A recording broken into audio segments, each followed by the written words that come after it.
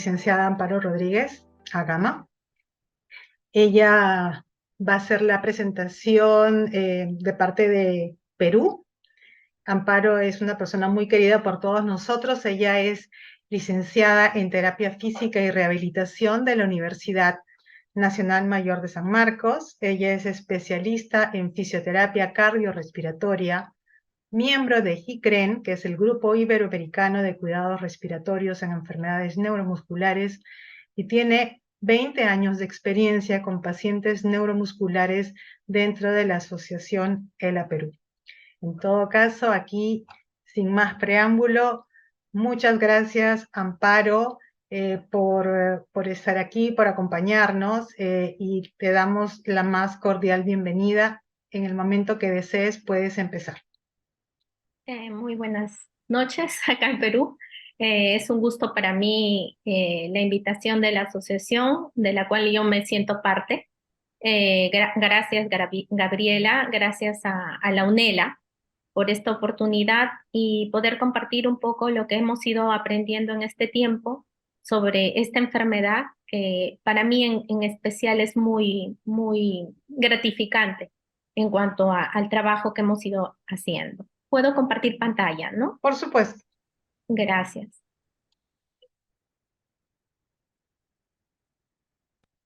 Bueno, creo que sí se ve, ¿no? Sí se ve perfecto, Amparito. Gracias. Listo. Bueno, como sabemos, la ELA está clasificada dentro de lo que son enfermedades raras, ¿no? O enfermedades que son poco conocidas, de las cuales no hay un tratamiento muy adecuado, que ha pasado mucho tiempo para que en nuestra área, que es la fisioterapia respiratoria, empecemos a trabajar con este tipo de pacientes. Entonces, la fisioterapia respiratoria no es la que habitualmente nosotros hacemos en los pacientes. Disculpen un ratito, voy a ampliar la pantalla. En los pacientes que tenemos con enfermedades que normalmente hemos visto que son enfermedades pulmonares. La fisioterapia respiratoria en la ELA es totalmente distinta a la usada en un paciente con patología pulmonar.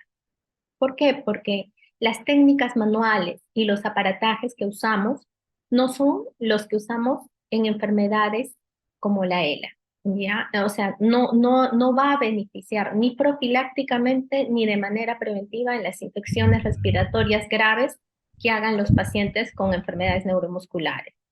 El enfoque es totalmente distinto y eso vamos a ir viendo por qué el enfoque es distinto.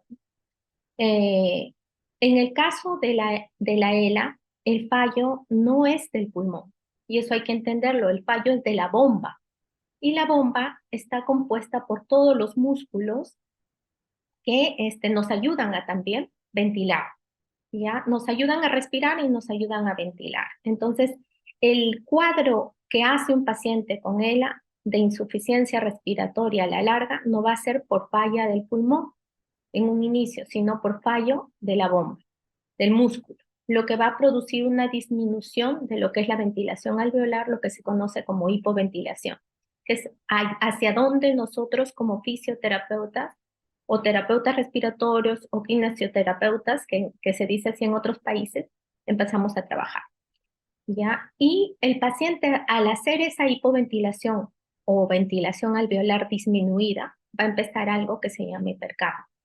Y el tipo de insuficiencia en este caso no es una insuficiencia tipo 1, sino una insuficiencia tipo 2. ¿Ya? Esta es una enfermedad neuromuscular, no es una enfermedad pulmonar. Entonces, nosotros en nuestra formación como fisioterapeutas siempre hemos visto el problema pulmonar y hemos trabajado lo que son secreciones, lo que es aparatajes, pero en el caso de la ELA, el trabajo tiene que ir enfocado al trabajo de músculo, a trabajar en la parte de la debilidad de los músculos, principalmente de los que tienen que ver con la bomba. Y en el caso de la ELA, que es una enfermedad más discapacitante, porque dentro de las neuromusculares es la más grave, se puede decir, la que uno no quiere ser diagnosticado, El daño no solamente está en lo que son músculos inspiratorios, como el diafragma, en lo que son músculos expiratorios, como el abdominal o los intercostales, sino también hasta en el fallo de los músculos de la vía aérea superior, que tienen que ver con la parte de la glotis, y que produce que se cierre el aire en la bomba y se trabaje de mejor manera esa bomba. Ahora, el caso de hacer una falla pulmonar puede ser consecuencia de falla de la bomba. O sea, un paciente que tiene problema neuromuscular, a la larga puede ser un problema pulmonar, por ejemplo, un proceso de neumonía por aspiración o unas atelectasias, que son colapsos alveolares, producto de la hipoventilación. Entonces, ahí puede que haya un caso de hipoxemia y haya una insuficiencia respiratoria tipo 1. ¿Ya? Pero nosotros, nuestro enfoque va a trabajar a la bomba y nuestro enfoque va a trabajar no hacia la hipoxemia, sino hacia la hipercapnia, a tratar de usar algo que reemplace el trabajo de la bomba. Entonces, el fallo neuromuscular respiratorio está dado por varias situaciones. Hay una alteración, una discapacidad, una disminución de la debilidad de los músculos inspiratorios, lo cual produce una disminución de la ventilación. El paciente también va a tener a disminución de los músculos de la vía aérea superior con el riesgo a tener aspiraciones continuas. Entonces, lo que nosotros tenemos que evaluar en la enfermedad neuromuscular es las técnicas para mejorar lo que es la capacidad oxígena y las técnicas, perdón, para mejorar, disminuir la fatiga de los músculos expiratorios, de los músculos inspiratorios y la debilidad de los músculos de la vía aérea superior, principalmente de la glotis. Entonces, aquí también estamos hablando de lo que es la bomba que es el músculo, solamente es el músculo, el trabajo en el músculo. ¿Qué es útil de la fisioterapia respiratoria? Si yo les he hablado de que no vamos a utilizar las técnicas usualmente dadas, no vamos a utilizar aparatajes exactamente que se utilizan en problemas pulmonares, ni vamos a hacer quizás técnicas manuales como vibraciones, compresiones, que ayudan en problemas pulmonares, pero quizás no son tan útiles como otras técnicas para el problema del paciente con enfermedad neuromuscular. Entonces, el concepto actual es hablar de lo que es soporte ventilatorio no invasivo.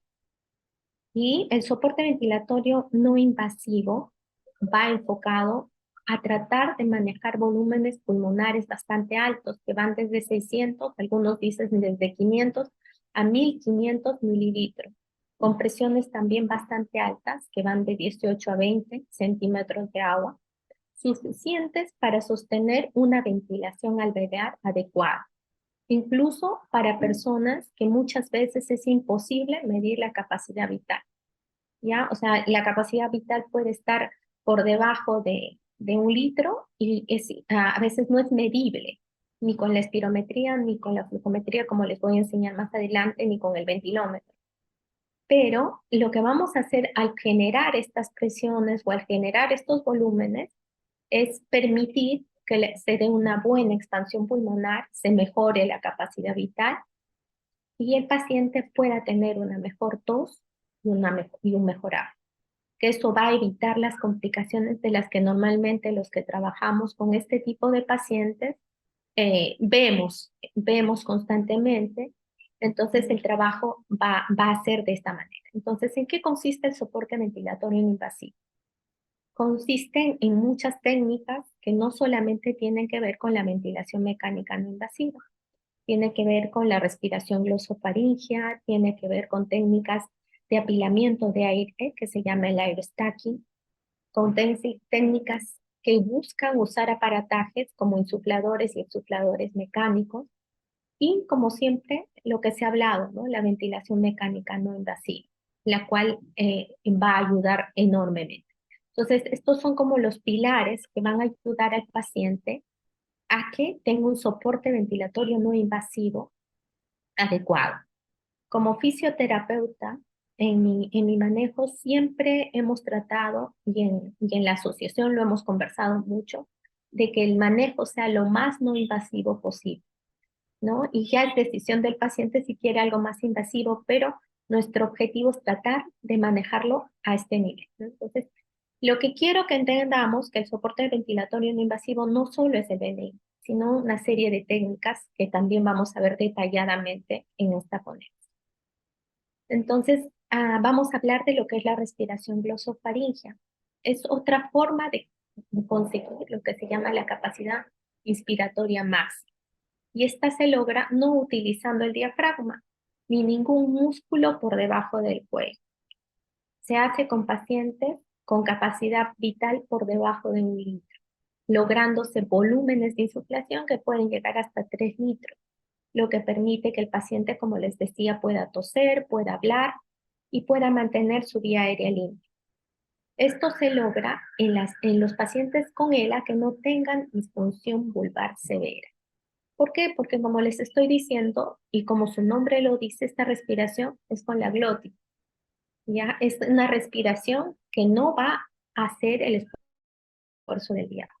Pero es importante que entiendan que los ELA que no tienen la disfunción vulvar severa y mantengan todavía el cierre glótico pueden trabajar esta técnica, ¿no?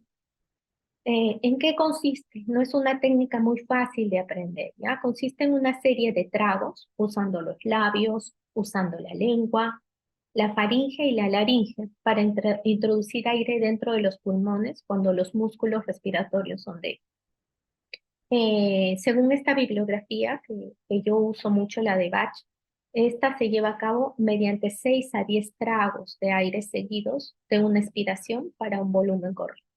Entonces, esta es la técnica más o menos, donde buscamos que el paciente esté relajado, en una posición relajada preliminar. El paciente va a utilizar, como decíamos, la lengua, va a utilizar la faringe y la laringe para empezar a hacer tragos de aire, como si solamente los dejara a este nivel. Entonces es abrir la boca, tragar el aire, cerrar la boca, aguantar, tratar de que haya cierre glótico y nuevamente volver a tragar, mantenerlo y volver a tragar para hacerlos consecutivamente. ¿Ya? Ahora, esto no siempre es fácil, no es una técnica muy fácil. Se llama la técnica de la rana, ¿ya? Porque la rana generalmente toma tragos de aire y respira a este nivel. Entonces, esta es la técnica de apilamiento de aire, pero a nivel de la glotis, siempre y cuando haya un buen cierre glótico. ¿Ya? Entonces, en pacientes con ELA no siempre los encontramos. Primero, yo diría que en Perú no los encontramos siempre en la etapa inicial, ¿no? Donde no hay daño vulvar. Hay pacientes que no tienen absolutamente ningún daño vulvar y son más de tipo medular. Entonces, en ellos quizás podríamos empezar a practicar lo que es la respiración glosofaríngea, lo cual les va a beneficiar enormemente para lo que es el apilamiento del aire y tengan esa fuerza para hablar, para toser y puedan movilizarse y crecer, ¿no?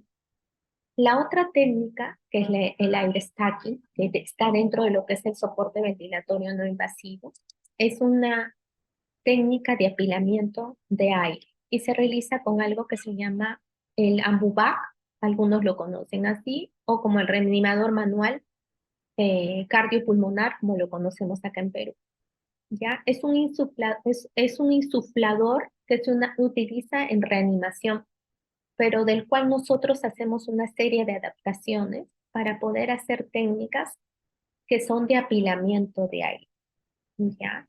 En la cual la insuflación, mediante la cual la glotis apila volúmenes de aire hasta la máxima capacidad de insuflación, ¿ya? Generalmente podemos usar un filtro, podemos usar una pieza bucal o una mascarilla, como les voy a enseñar más adelante, y usamos una Un ambuque generalmente, ustedes saben, los pacientes con ELA son adultos, por lo menos que tengan 1.5 litros de capacidad, de volumen, ¿ya?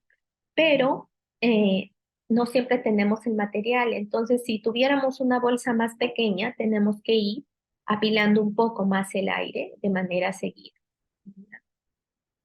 El aire stacking, como dijimos, lo que trata de hacer es lograr una capacidad máxima de insuflación. Esto también se hace en pacientes que tienen una función muscular vulvar intacta. Pero si no fuera así, como suele pasar en el ELA, lo que usamos es algo así, que se llama una válvula unidireccional, que hace la función de la glotis, del cierre glótico, que es lo que nosotros necesitamos para apilar el aire. Entonces, esta válvula unidireccional se suele colocar acá. Acá en Perú es muy difícil encontrar esta válvula, ¿no? Entonces, eh, nosotros hacemos la modificación para el paciente con ELA cuando vemos esa disfunción vulvar, ¿no? Esta técnica de máxima capacidad de insuflación se vio en algunos estudios en pacientes que tenían tetraplegia traumática. Usaban el aire stacking y conseguían volumen de 3 litros a más. Y también se hicieron en otros tipos de pacientes, como pacientes con escoliosis u obesidad. ¿Ya? Lo que logras al apilar el aire es lograr una máxima capacidad de insuflación, es que el paciente tenga la fuerza suficiente para hacer la tos. ¿Ya? ¿Qué es lo que se ve afectado en los pacientes con ELA? ¿Ya? Lo que se hace también al hacer el apilamiento de aire es tratar de que el paciente, junto con la tos y una compresión manual, nosotros apoyemos esa tos y hagamos el entrenamiento del aerostacking, ¿no? Estos flujos son suficientes para expulsar las secreciones de la vía aérea o mantener el paciente, el pulmón ventilado o el tórax ventilado, de modo que nosotros vamos a evitar que el paciente llegue a ser un fallo respiratorio agudo, no haga una insuficiencia respiratoria, como hablamos en un inicio, ¿ya? Sin necesidad de usar una tos asistida mecánicamente, que es lo que se llama el insuflador y insuflador mecánico. Realistamente hablando, el tener un insuflador y exsuflador mecánico, como nosotros lo conocemos como asistente de tos, es bastante caro. Entonces, haciendo estas modificaciones, quizás nosotros podemos trabajar mejor de acuerdo a nuestra realidad. Previo a esto, nosotros tenemos que hacer una evaluación funcional respiratoria antes de hacer todas las técnicas de apilamiento. Entonces, deberíamos medir la capacidad vital, deberíamos medir la capacidad máxima de insuflación, el pico flujo de tos para saber cómo está comenzando nuestro paciente y al hacer la técnica cómo va yendo, medir el pico de flujo de tos desde una capacidad de insuflación máxima, que es insuflar bastante al paciente, y medir el pico flujo de tos, que ahora les voy a enseñar con qué es con qué es lo que hacemos, y también medir el pico flujo de tos logrando una capacidad máxima de insuflación con compresión manual, que es ayudarle a toser, ¿no? Todo eso nosotros deberíamos medirlo en dos posiciones, en supino y en sereno. Esto se hace con un ventilómetro o un espirómetro, ¿ya? En el paciente con la ELA es difícil hacer una espirometría habitual. Es difícil hacerle soplar por una boquilla, ¿no? El ventilómetro es lo que te permite medir la capacidad vital sentado, acostado y la capacidad máxima de insuflación luego del apilamiento y la compresión. Entonces, nosotros lo que podemos hacer para medir esto es usar una mascarilla, ¿ya? Como esta, perdón.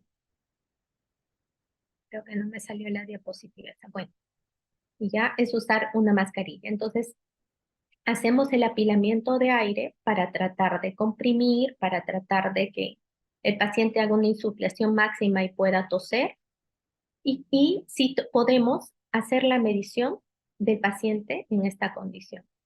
Esta es la medición, disculpe que me haya pasado las diapositivas. Esta es la medición del pico flujo de tos que se hace con un flujómetro que se usa para el paciente con asma, ¿ya? Y al tener estos valores, nosotros vamos a poder determinar en qué situación está nuestro paciente, saber si ya está hipoventilando y si ya necesita otras ayudas. Es un semáforo, ¿ya? Lo normal es que el paciente tenga un pico flujo de tos que va del 160, 270, 270, 360 o de 360 más, que es lo ideal.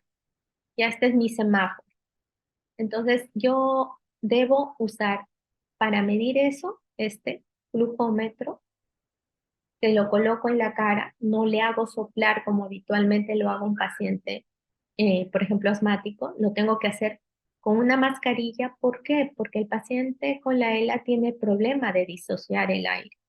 Empieza sería una respiración que no es coordinada. Es un paciente que tú a veces le pides que sople y bota aire por la nariz, o le pides que tome y toma aire por la nariz y por la boca. Entonces, la medición de la flujometría en este caso es de esta manera. Entonces, nosotros podemos clasificar de acuerdo a eso la tos que tiene el paciente. Si es una tos efectiva, es mayor a 360 litros por minuto. Si es una tos débil, va más o menos entre 360 a 270 y el riesgo del paciente es bajo, de bajo riesgo. Yo lo tengo dentro de mi, de mi, de mi semáforo, dentro de valores que pueden ser normales, que me ayudan, ¿ya? Que me están monitorizando al paciente. Si yo veo que el paciente está entre 270 y 160, hay un riesgo moderado y yo ya debería empezar a hacer el apilamiento de aire, debería ya empezar a trabajar mi AirStat, mi técnica. Y cuando ya el paciente tiene menos de 160, hay un alto riesgo y muchas veces se considera que a partir de este valor ya tenemos que usar los insufladores y exsufladores mecánicos, como el asistente de tos. Entonces, esta es una tabla que te puede servir para poder clasificar más o menos cómo el paciente está yendo en su proceso de evolución de enfermedad en cuanto a la tos, ¿no? Y tu trabajo como fisioterapeuta de trabajar más apilamiento de aire. Ahora, eso también no te indica que el paciente, a pesar de que tenga una tos efectiva o tos débil, no se adiestre en el uso de esta técnica, ¿no? De apilamiento de aire. Y vamos a hablar algo que es el COASIS o asistente mecánico de la tos, que es el insuflador y exsuflador mecánico. Y yo digo así porque el COASIS en realidad es la marca que nosotros comúnmente conocemos, ¿no? Entonces, el asistente mecánico de la tos es un aparato que asiste para la tos. No es el que te hace toser, te va a asistir porque tú tienes que enseñarle al paciente a toser. Y consta de dos fases. Si uno programa el equipo, hay una fase inspiratoria que va hasta más 70 centímetros de agua y una fase expiratoria que es de succión que va hasta menos 70.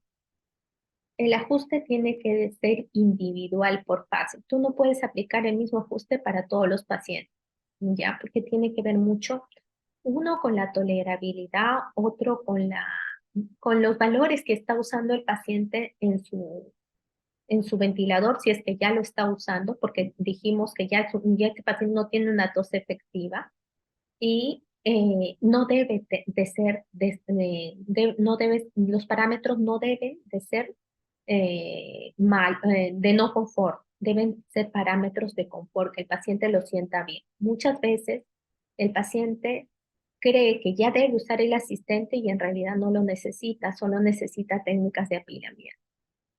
Ahora, actualmente, los asistentes mecánicos de la tos tienen más modalidades como oscilaciones, como el CoTrack, que hace que el flujo de aire ya no sea laminar, sino sea un flujo de ondas, ¿no? Entonces, eso también hay que cuidarlo mucho porque hay muchos pacientes que tienen mucha sensibilidad en la zona de la vía aérea alta. Entonces, en vez de ser una ayuda, a veces no es una ayuda, ¿ya? Y también nos permite medir lo que es el pico de flujo expirado.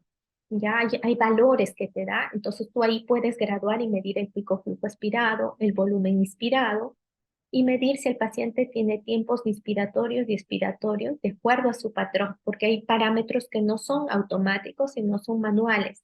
Y tú ahí puedes tantear cuánto puedes ponerle de insuflación, cuánto puedes ponerle de exuflación. Entonces, estos son equipos bastante completos, pero también bastante caros. Entonces, yo creo que la mayoría de ustedes lo conocen. Este es el circuito de conexión del asistente de tos. Y esta es la marca más conocida y los más viejitos, esto creo que es el más moderno. Incluso yo conocí uno allá en Argentina que lo estaban por patentar mucho más económico para su población. Entonces, la idea es tener este circuito siempre usando un filtro. Nosotros acá en la asociación tenemos, me parece, 3 asistentes de tos, los cuales vamos rotando a los pacientes. Entonces, por lo mismo usamos un filtro, un corrugado, un adaptador y una mascarilla. En algunos pacientes se puede usar una pipeta, ¿ya? Pero en el ELA a veces es un poquito más complicado, ¿ya? En el ELA a veces es mejor usar la mascarilla.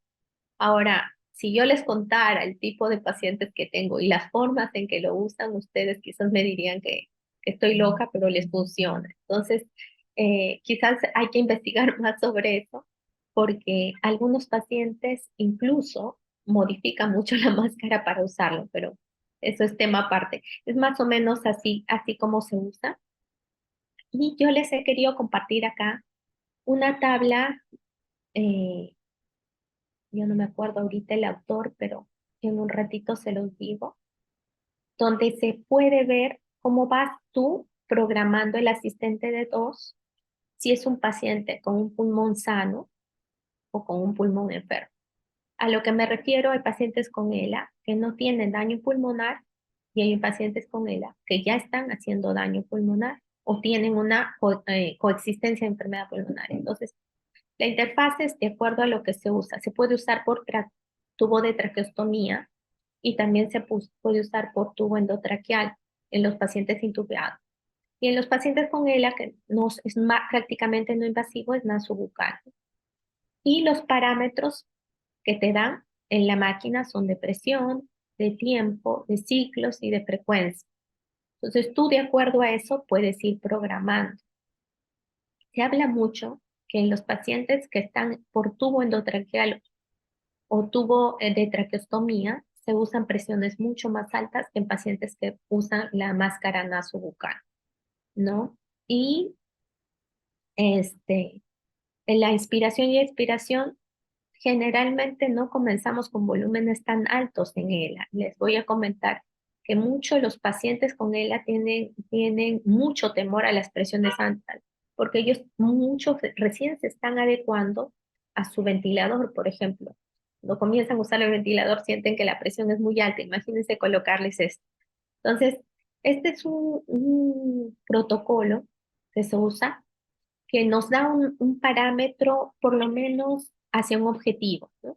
Que conforme pasa la enfermedad podemos usar presiones más altas, ¿no? El tiempo inspiratorio y expiratorio va acorde con la edad. Es importante la edad del paciente. La duración del ciclo de la respiración. Generalmente un paciente debería respirar 1-3, por uno de inspiración, 3 de exhalación, pero un ELA no tiene ese patrón. Tal vez tiene una inspiración mucho más corta y una expiración casi ni perceptible, ¿ya? O una inspiración casi ni perceptible y una expiración un poco más larga. Entonces, eso hay que nosotros graduar para programar el tiempo inspiratorio y expiratorio. Eh, los ciclos, ¿cuántos ciclos vamos a usar? Generalmente usamos 5 ciclos. Cuando succionamos, cuando hay la succión de las secreciones, hay que tener mucho cuidado de producir algo que se llama hiperventilación. Entonces, hay que controlar eh, si el paciente no empieza a desaturar, ¿ya? El paciente a veces empieza a desaturar y en vez de ser beneficioso es perjudicial. Entonces, hay que tratar de ver que no hay necesidad de que la saturación baje tanto. O sea, podemos ver que hay una baja en la saturación, pero esto no indica que necesariamente estamos usándolo bien. Hay que monitorizar, por eso el trabajo es muy individual. La otra parte de lo que les estaba hablando del soporte ventilatorio no invasivo es la ventilación mecánica no invasiva. Y lo que usamos para corregir también la hipoventilación es usar el BiPAP. Y el BiPAP, sea cual sea el BiPAP que utilicemos, es BiPAP, ¿ya? La ventilación mecánica no invasiva es BiPAP, no es CPAP. Y eso hay que tenerlo bien claro. Vamos a lograr presiones altas y volúmenes altos, pero esto va a ser progresivo y eso es algo que yo quiero que entiendan. Porque por lo menos en nuestra población, en los ELA, llegar a volúmenes altos aquí en Perú es bastante difícil con el tipo de pacientes que nosotros tenemos, ¿no? Si su inicio es un inicio nocturno, y poco a poco se va a usar de día. Hay muchos pacientes que ya usan la BNI de manera constante, ya son dependientes de un BNI, ¿no? Y lo que hay que entender que el BiPAP te da aire, no te da oxígeno, te da aire y hace el efecto de la bomba, del fuelle. Hay diferentes tipos de ventiladores, desde los más modernos, ya que son diferentes, hasta los más sencillos. Sea cual sea el ventilador, va a servir, ¿ya? Ahora, si podemos muchas veces rotar a nuestro paciente de un ventilador más básico a otro más moderno, lo hacemos. Y dentro de la asociación lo que tratamos de hacer, a pesar de que no contamos con ventiladores siempre, los más completos, ¿no? Los más completos cuando tenemos pacientes que ya tienen o requieren presiones más altas o tienen que usar el ventilador las 24 horas y tenemos ventiladores que no están preparados para suarse 24 horas. Entonces, esa es otra carencia, ¿no? Y otro, lo ideal es que tengan sus baterías y no siempre tenemos baterías. Entonces, esa es otra carencia que tenemos y los humidificadores que no a todos se les da, ¿no? Entonces, la capacidad vital nos va a sentar el inicio de la hipoventilación también y nos va a sentar las bases para decir que ya el paciente necesita utilizar el ventilador mecánico no invasivo. Y los parámetros de alerta de la capacidad vital es cuando la capacidad vital del paciente sentado está entre el 40 y 55% del prodicho normal, probablemente es el inicio de una hipoventilación nocturna. Entonces ya el paciente debe iniciar su ventilador no invasivo. La diferencia normal entre la capacidad vital sentada y en decúbito debe ser menor al 7%. Si esta capacidad vital sentada a decúbito es mayor al 20%, se está indicando que ya el paciente tiene algo que se conoce como ortopnia, ¿ya? Y ya debe indicársele la ventilación mecánica no invasiva nocturna. ¿Cómo sabemos que el paciente está hipoventilando? También, no solo con la capacidad vital, sino también con la gasometría, que acá el neumólogo en Perú generalmente es lo primero que pide. Pide una placa radiográfica y una gasometría arterial. Y el objetivo en la ELA es que la PSA2 se mantenga en un 45%, que no hay hipercapnia, ¿ya? Y se mida lo que es la pulsometría o, si es posible, la capnografía nocturna al inicio, ¿ya? Eh, la señal indirecta de la mejoría de la hiperventilación en los pacientes con ELA es un factor pronóstico independiente, ¿no? Entonces, la oximetría de pulso es algo que sí lo podemos medir, ¿ya? Pero la capnografía a veces es un poco cara. Entonces, la oximetría de pulso, como ustedes han visto, este aparatito se hizo muy conocido en pandemia, facilita la introducción de los cuidados respiratorios no invasivos, ¿ya? Cualquier desaturación en aire ambiente indica alguna combinación de hipoventilación, acúmulo de secreciones y enfermedad pulmonar residual. Entonces, hay que mantener una saturación mayor o igual a 95, ¿ya? Como un criterio primordial para el manejo no invasivo de estos pacientes. Ahora, siempre hay que recordar que la ELA para medir la oximetría a veces tienen las manos muy, muy frías porque ellos no mueven las manos. Entonces, los parámetros deben ser relativos a medirlos constantemente y ver y aprender a leer el oxímetro. Entonces, no es algo que yo le coloque y a veces lo puedo encontrar en 90 y me empiezo a asustar y no es necesariamente que esté en 90, ¿ya? Entonces, eso debería ser un parámetro económico de poder ir monitorizando a mi paciente y proyectándome a que el paciente ya puede estar quizás haciendo una hipoventilación, por lo tanto esté acumulando secreciones y quizás haga un problema de microtelectasias o un problema de insuficiencia respiratoria tipo, tipo 2. Ahora, la capnografía es una evaluación más detallada que se hace al paciente como para notar que hay hipoventilación y hay retención de CO2, ¿no?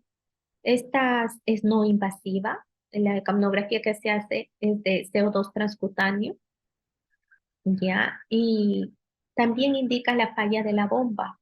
De manera inicial se hace durante el sueño, en forma intermitente y más adelante con frecuencia se hace en el día. Ahora, tener un capnógrafo es bastante caro. Yo recuerdo que aquí tuvimos un paciente que era muy difícil de diagnosticar con la ELA y me acuerdo mucho que tuvo una cita con una doctora que nos apoya en Francia. Y la doctora, tras los exámenes, ella veía que no había, no había mucha variación como para indicarle por el AGA que estaba haciendo retención de CO2. Entonces ella decía, no, no necesita el ventilador aún.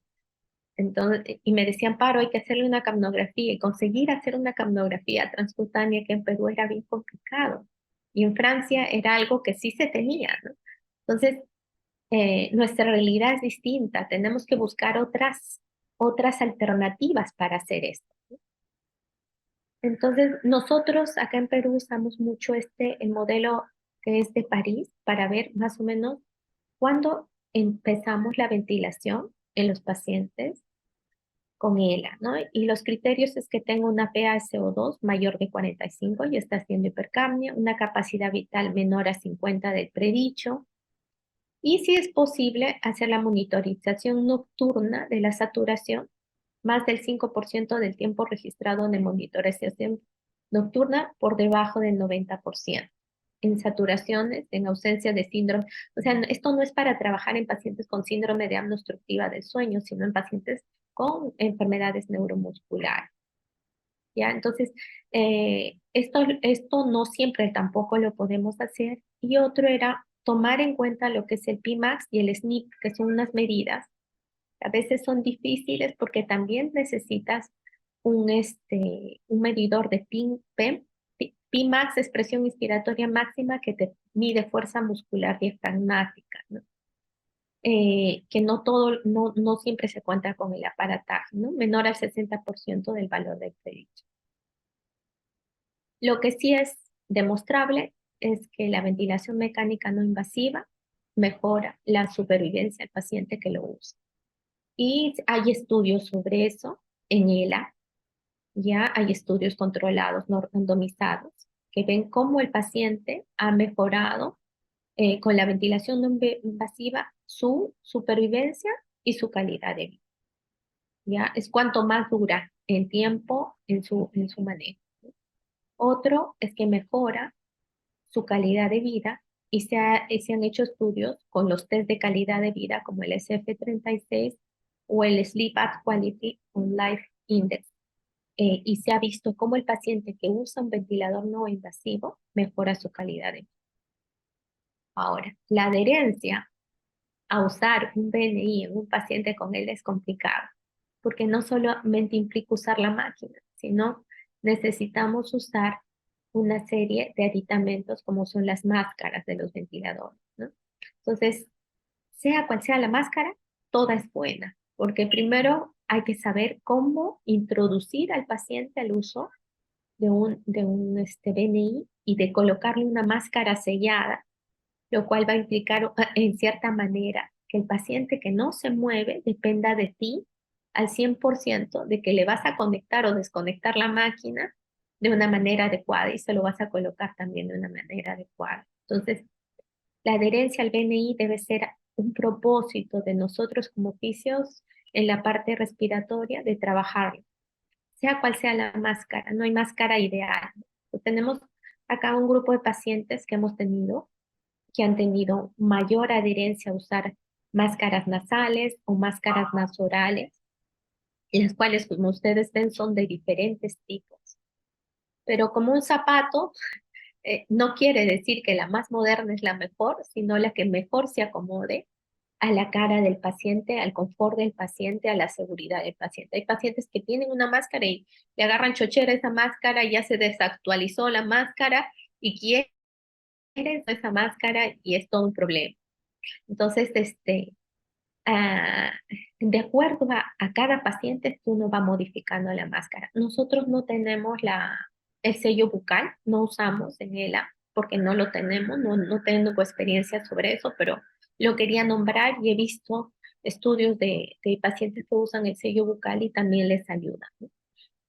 Entonces, tras esta exposición que yo quise hablarles más de lo que era la parte respiratoria, mi formación es física, pero yo trabajo mucho con la parte respiratoria, es recomendaciones que yo quiero dar del trabajo que hacemos, ¿no? Los dispositivos necesarios para el manejo respiratorio en casa. Debemos tener un oxímetro de pulso y mantener una saturación por encima de 95 o 94 en el ELA, ¿no?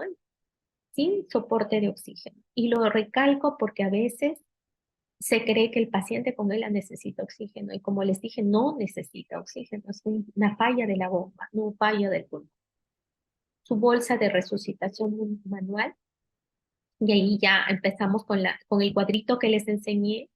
Cuando el pico flujo de tos es menor de 270, ya deberíamos estar haciendo el apilamiento del aire, el aire está aquí. El insuflador y exsuflador mecánico, que no todos los pacientes lo tienen, pero acá en la asociación se los vamos prestando, yendo de casa en casa, y ya cuando el pico flujo de tos es menor a 160, ya deberíamos usar el insuflador y exsuflador mecánico. Y los dispositivos de ventilación no invasiva, cuando la capacidad vital es menor al 50% de lo predicho, porque hay tablas sobre esto, y hablemos de que el paciente ya tiene hipoventilación, ¿ya? Y al tener hipoventilación, ya el paciente debe estar haciendo una hipercapnia. En conclusión, esta enfermedad es para que nosotros nos adelantemos a ella. Hay que adelantarnos a la enfermedad. No esperemos estar mal. Ya cuando tengamos un paciente diagnosticado con él, ya desde un inicio debemos instruirlo, no solo en su manejo respiratorio, en su manejo físico, en su nutrición, en todo. Hay que adelantarnos a las técnicas, aunque no las requiera de reconocerlo. Hay que empoderar al cuidador. Nosotros no, como fisioterapeutas, no hay una codependencia al fisioterapeuta. El cuidador tiene que aprender lo que nosotros sabemos con el uso del insuflador, con las técnicas de stacking, con la respiración glosofaringea, con lo que nosotros vayamos enseñando, hay que empoderar al cuidador, porque esta enfermedad es una enfermedad desde que te diagnosticaste hasta que te vas. Entonces, el cuidador tiene que hacer las partes que nosotros hacemos porque es una enfermedad que en la que necesitamos la ayuda del cuidador o del familiar, ¿no? O de la persona de salud que lo ve, ¿no? No permitir que el paciente se desnutre. Entonces, si ya el paciente está desnutrido, no podemos hacerle una fisioterapia respiratoria adecuada. Hay que mantenernos positivos ante las eventualidades, ¿ya? Hay que tener buena información. La información que se da tiene que estar sustentada, basada en la evidencia. No es un trabajo solo de fisioterapeuta, es un trabajo en equipo. Y lo que se llama humanización de la enfermedad. Es una enfermedad dura, pero de la cual el paciente merece una mejor calidad de vida y una dignidad de la cual tenemos que formar parte nosotros, ¿no? La ELA es una enfermedad que no se cura, pero es una enfermedad tratable. Ahí les presento al equipo, una parte del equipo, falta Gabriela, de lo que es la asociación ELA. Es mi paciente más antiguo, disculpe señora Marita, pero tenía que ponerlo. Es mi paciente más antiguo y es por el que yo comencé a trabajar con él, era mi destino trabajar con él hace 20 años. Y es el grupo de profesionales que trabajan acá en el Perú y que nos han apoyado desde afuera, como la doctora Yontop, que siempre nos apoya con tener nosotros los ventiladores no invasivos acá en Perú para los pacientes con él. Muchas gracias y estoy a disposición de ustedes para las preguntas. Gracias, Amparito. Ha sido una exposición excelente, como siempre. Eh, Sabemos de tu gran capacidad y el cariño que tienes con los pacientes con ELA.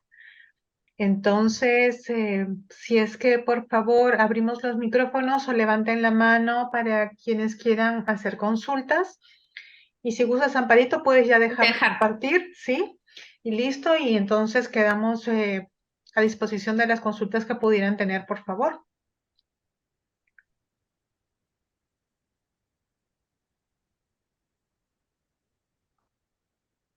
A ver, por aquí. ¿Alguien? Nadie. No, no hay preguntas. A ver, ¿quién está Creo que aquí? levantaron la Sí, mano. sí, sí, ya vi. Levantaron la mano. Creo que es la amiga de Brasil, una persona de Brasil. ¿Qué más? A ver, si puedes abrir tu micrófono, no hay ningún problema. Pues, Hola, hola. hola, ¿qué tal? Yo de nuevo. No hay Bueno, problema.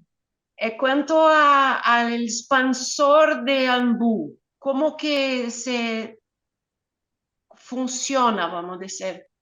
Porque yo uso la máscara con la paciente Ujú. y normal, pero vi que hay un expansor, no sé, o ao invés de la máscara, un bucal, Mm, ¿es cierto? En la interfase que podamos usar con la máscara puede ser una pipeta, Sí, una ayuda bucal, y tú bucal, puedes hacer la insuflación y sí, tú generalmente lo que usas es una pinza nasal para que cierto. no haya la pérdida del aire cuando tú Sí, insuflas.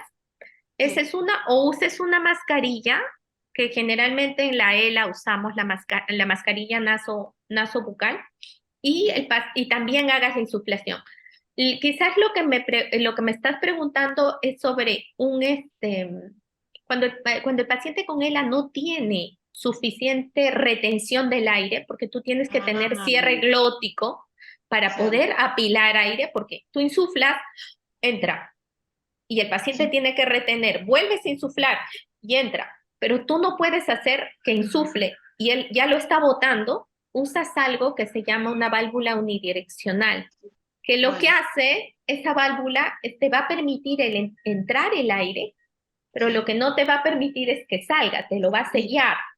Y bueno, tú al sellarlo puedes volver a apilar más aire y volver a sí, apilar más aire y sí, aumentar lo que es la capacidad máxima de insuflación.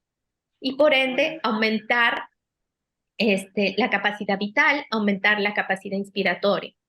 Me olvidé de poner, disculpen el cuadro, me lo pasé, pero sí, generalmente sí, en la ELA el problema es que empieza a bajar la capacidad vital, empieza a aumentar la capacidad residual funcional y el volumen tidal se iguala a la capacidad vital. ¿Entiende? Entonces, nosotros sí, necesitamos reexpandir ese pulmón para que no haya sí, hipoventilación, ¿no? sí, Entonces, esta válvula unidireccional es una ayuda para poder apilar más aire, ¿ya? Acá en Perú es difícil conseguirla, la podemos conseguir afuera, pero yo estoy con muchas ideas de querer modificar más el ambú, el insuflador, para sí, poder hacer mejor esta técnica. Y es una técnica económica a usar el insuflador y exsuflador mecánico, que es el asistente de tos, que es mucho más caro, ¿no? Y que no todos los pacientes tienen comprar. sí, la capacidad de comprarlo. Entonces, Es como una ayuda en conjunto de todo, de todo. Sí, sí, sí. Porque el problema de la L es esta incapacidad para cerrar la glotis, ¿no? Se les escapa el aire. Espero Sí, haber resuelto tu pregunta. sí, gracias. Gracias, gracias, muy amable. Marita pregunta que si puedes explicar lo importante que es acostumbrarse al uso de la máscara y del equipo con anticipación antes de que sea indispensable para la vida. Yo creo que cuando tú tienes la capacidad de tener ya tu ventilador, que la realidad es que el ventilador lo tienes que usar cuando hipoventilas, ¿no? Porque esa es la indicación de un BiPAP. Ya estás usándolo cuando hipoventilas. La interfaz, el uso de la máscara es algo muy importante. Y yo tengo un concepto ahora mucho más claro al respecto, ¿no? En el hecho de que sí es importante aprender a usar la máscara, la interfase nasal, porque muchas veces al paciente le va a permitir reeducar mejor su respiración y quizás más adelante la máscara nasobucal, ¿ya? Pero no todos los pacientes se acostumbran. Otro es, yo llegué a entender que el paciente con la ELA, al no poder moverse, depende de otra persona para que le ponga o coloque la máscara. Entonces, esa es la parte muy frustrante para ellos, el permitir colocarse la máscara. Entonces, la parte empática es muy, muy importante en el hecho de cómo se lo colocas la primera vez. La primera vez que tú le coloques debes evitar de que haya esas fugas, porque esa sensación de fuga, de que el aire sale, si tú no lo has fijado bien, no lo has sellado bien, le produce un trauma enorme.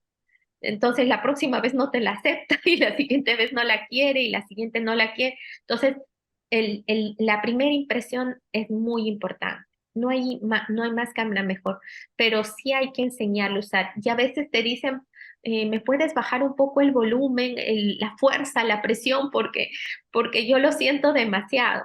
Y uno les dice, mira, te vas a acostumbrar tanto que después me vas a decir que no la quieres, que ya ni la sientes o quieres o no te la quieres quitar. Entonces, mm, yo aprendí mucho a entender el hecho de que tú tienes que ver en cada paciente cómo se lo colocas, cómo se lo colocas, cómo se lo ajustas, cómo lo mides, porque la cara es diferente en cada persona.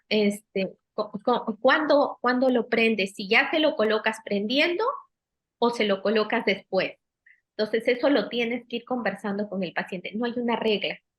Ya no hay una regla al respecto. Y lastimosamente acá las mascarillas son muy caras, entonces a veces se les recomienda a los que pueden tener máscaras de dos máscaras siquiera de diferentes puntos de presión para que a la larga no tengan heridas, ¿no? Porque eso es lo que tenemos mucho con los pacientes, incluso con los que lo usan 24 horas al día.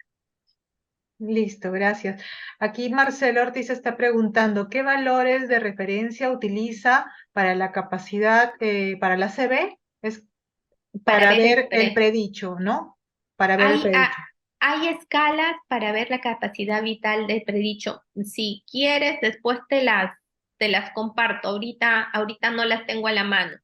En todo Ujú. caso, de repente se la pueden pedir a tu correo, ¿verdad? Ahorita Sí, sí, sí. luego lo compartimos. Tu correo lo Ujú. podemos poner, lo ponemos acá en el chat. Ok. Luego, después también Evelyn Ospinal pregunta, ¿cómo se podría usar o realizar la insuflación sin la válvula unidireccional? A veces lo que se hace un sello en la medición del PIP que se tiene para tratar de insuflar. Pero la verdad, yo creo que la válvula a la larga es importante. Tú puedes hacer el apilamiento con el ambú, sencillamente sin la válvula al inicio de la enfermedad, ¿ya? Porque a veces conservan todavía el cierre glótico. La válvula unidireccional es principalmente cuando el paciente no tiene este cierre glótico. Entonces, ahí es mucho más difícil no hacerlo con esta válvula. En realidad, para la ELA con disfunción vulvar severa y es realmente necesario. Y la mayoría son los que hacen la disfunción severa. Ujú. Estoy buscando tu correo para... Yo lo tengo grabado, pero ahí Yo cuando lo, uno... yo lo pongo. Tipéalo, perfecto, gracias, Amparito. ¿Alguien más que tuviera alguna pregunta, por favor, antes de cerrar con la charla? Aprovechen que Amparo es una trome. Tranquilo.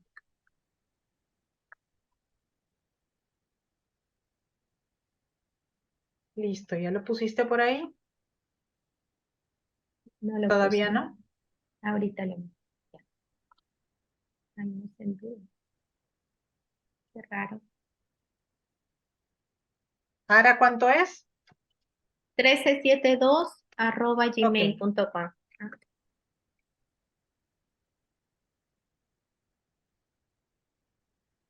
es que no me acordaba los numeritos. Ara 1372. Aquí está el correo de Amparo en el caso de que la quieran contactar para, para lo de los cuadros o lo que pudiera ser. Aquí hay un comentario. Dice, al realizar espirometría y determinar los parámetros de peso, talla, edad de paciente y grupo étnico, los equipos de espirometría calculan los predichos.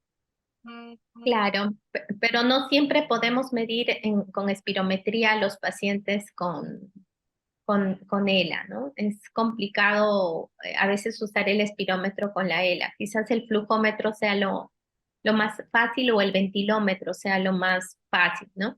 Ahora, honestamente, ni yo tengo ahorita el ventilómetro porque es un equipo bastante caro, ¿no?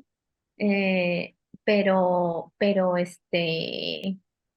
debería ser un equipo necesario, ¿no? Aunque sea tu flujómetro, debes tenerlo. Ya. Aquí hay una nueva pregunta. Dice, cuando un paciente tiene indicado el uso de la ventilación no invasiva para las noches y resulta que el paciente no se siente cómodo y no lo usa, ¿en qué riesgo se pone? En mucho, mucho riesgo, la señora Marita.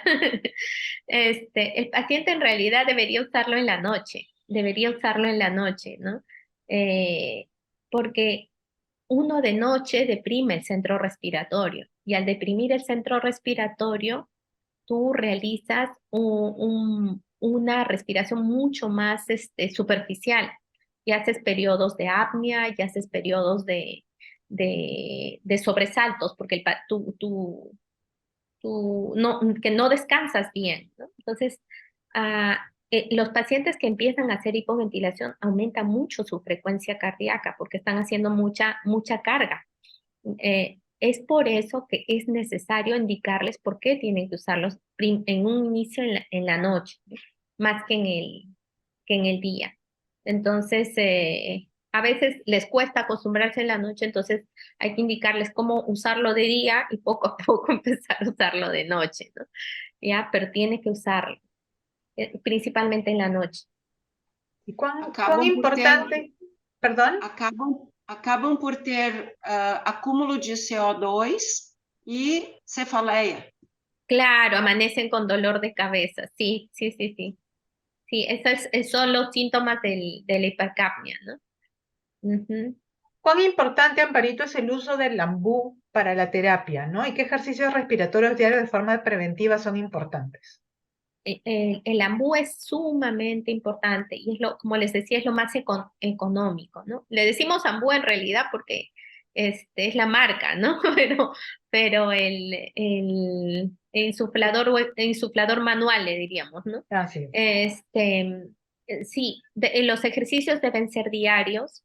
Yo actualmente lo que estoy haciendo es hacerles un manual a mis pacientes con algunos ejercicios básicos en un inicio, con las modificaciones en el ambú que son importantes. Entonces, sí, sí, sí, el ambú es vital y los ejercicios respiratorios que habitualmente algunos pacientes hacen de inspirar y expirar, que como les decía, no funciona como tradicional para un paciente cuando ya hace un problema de insuficiencia respiratoria aguda, pero sí les ayuda a los pacientes que en un inicio de la enfermedad pueden hacer muchas cosas. Entonces eso no desmerece quizás indicarles que pueden hacer algunos ejercicios respiratorios básicos como tomar aire, botar aire, lo cual le va, por lo menos a él le va a permitir sentir que puede hacer algo, ¿ya? Yo he tenido pacientes atletas que me decían, mira, Amparo, ¿cómo aguanto el aire? ¿Y cómo puedo tomar más aire? Entonces, también son incentivos para ellos, ¿no? Perfecto. Gracias, Amparito. ¿Algo más que quieras agregar ya como para finalizar? No, yo, Gaby, quería agradecer a todos por las preguntas, creo que esto nos sirve para intercambiar más conocimientos, actualizarnos quizás en el manejo respiratorio de este tipo de pacientes, que no es lo usual verlos, pero que hay una población muy grande. Sé que acá hay médicos y fisioterapeutas que quizás no, recién están empezando o ya trabajan con pacientes con la ELA y saben lo difícil que es trabajar con este tipo de pacientes, pero es un reto, ¿no? Y agradezco esta oportunidad de poder compartir lo que he ido aprendiendo, ¿no? Muchas gracias. Gracias a ti, Amparito. Bueno, y con esta exposición a cargo de Amparo y en representación de la Asociación ELA Perú, damos por finalizado el primer día de nuestro simposio. Muchas gracias a todos los que nos han acompañado. Sabemos de que es un público que va rotando de acuerdo al tipo de tema que vamos tocando, pero siempre es por favor, Laurita, sabemos que es muy importante que podamos intercambiar los conocimientos, así que los esperamos mañana nuevamente, 3:30 de la tarde, hora de Lima, para poder continuar con nuestro evento. Muchas gracias y nos vemos mañana. Gracias.